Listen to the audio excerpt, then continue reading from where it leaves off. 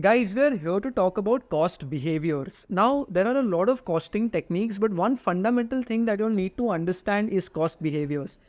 Costs usually behave in three ways, which is they behave as a fixed cost, they behave as a variable cost, or they behave as a semi-variable cost. Now, as an exercise, I will obviously explain fixed and variable costs to you first, and then I have some items noted down. So with me, if you're able to, sort these into one of these three buckets, whether it is variable, fixed, or semi-variable, you are probably through with this concept. And once you're through with this concept, believe me, you can solve most costing questions if you know how costs behave or operate, right? So to explain fixed and variable costs to you, let us look at it this way. Let us assume that you're manufacturing pens. Now, in order to manufacture pens, you will obviously incur certain costs. They could either be fixed or variable in nature, or some of them could be semi-variable. Variable costs are usually those that increase with the output. So if you produce one, you incur a certain amount for that. But if you incur 100, you obviously incur more on an incremental basis. Whereas fixed costs, whether you make one or you make 100 or whatever is in your relevant range, the cost in total for you does not change.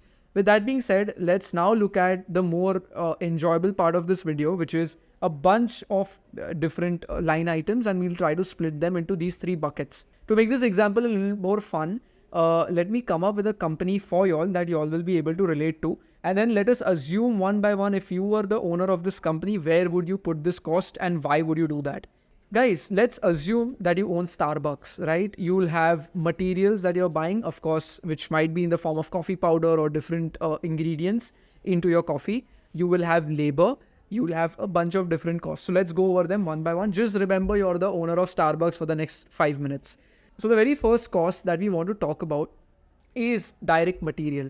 Now, direct material can basically be described as anything that facilitates the original or the manufacturing process in the factory. Why do I say in the factory? Well, you could have material that facilitates production outside your factory in your office, but then that also counts as indirect material.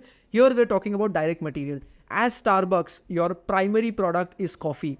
And given that your primary product is coffee, let's say you produce coffee powder, which counts as direct material. This for you would count as a variable cost. And the reason is, with more coffees that you produce, you will obviously incur more and more direct material costs. The second cost that I want to talk about is direct labor. Now, again, direct labor is anyone who turns or plays a part in turning your direct material into the finished output, which in this case is coffee.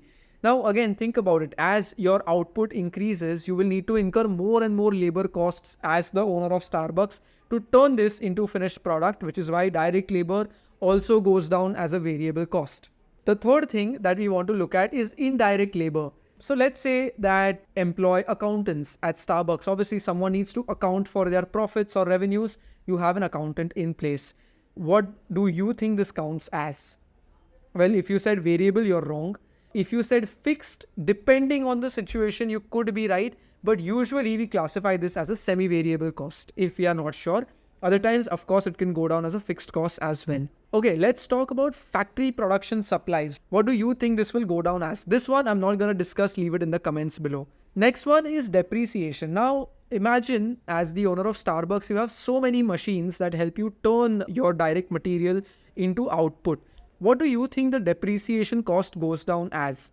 In my opinion, it should go down as fixed costs because given the different methods of depreciating, that cost does not change depending on your output. Now, let's talk about electricity. Very interesting. Electricity usually goes down as a semi-variable cost, and the reason for electricity going down as a semi-variable cost is because a certain part of the cost is always fixed. Regardless of how many units of electricity you consume, certain parts of it are always fixed, others are variable.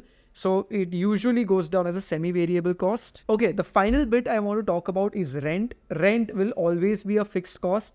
The landlord from whom you're renting this place out does not care how much coffee you produce. So that will always be a fixed cost for you.